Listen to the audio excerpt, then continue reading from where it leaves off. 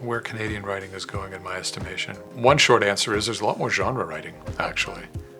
A lot of what we're seeing, and if we consider YA and thriller and sci-fi and speculative worlds, I think there's a lot more of that being written now, or I've been exposed to a lot more of it than I perceived was being written in this country before.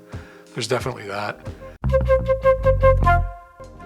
I'm David Bezmozgis, and my book is Immigrant City Stories. So Immigrant City is a collection of stories mostly about immigrants, Russian Jewish immigrants in this instance, in Toronto, and it tracks their experience. You know, I'm a peculiar kind of immigrant. I came here as a child when I was 6, so I grew up in an immigrant community.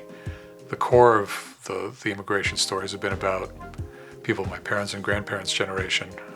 Though with this collection, there's a lot about what it's like to have lived in this country, starting out as an immigrant, and what influence and what imprint immigration leaves on you.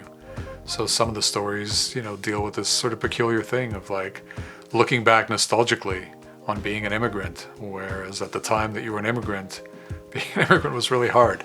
There's some sense of looking back kind of with nostalgia and a bit of fondness for a period of one's life that in a way was difficult but another felt more authentic. Most of the characters in the collection are Soviet people, often Jews, but yeah, there's a story where we spend time in Rexdale. The characters spend time in Rexdale with Somali immigrants, recent immigrants.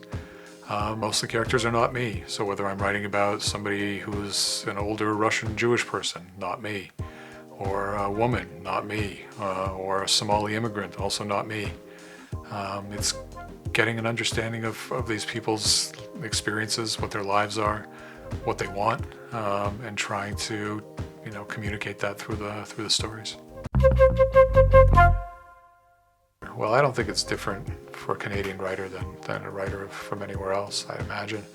I think the real success is when you sit down and you have something in your mind that you want to set down on the page or the screen or whatever it is we're doing right now, and try to come as close to that as possible. You never quite nail it, but it's conveying something that you feel and think through characters onto the page, and if you feel like you've done that to your satisfaction, I think that's success. Measuring it by any other way, you're bound to be disappointed. My advice has never changed, and it's the same advice I give to myself, which is just finish what you start. And that's really the only thing you can control. As much as possible, if you have an idea and you believe in it, start writing and keep writing till you're done.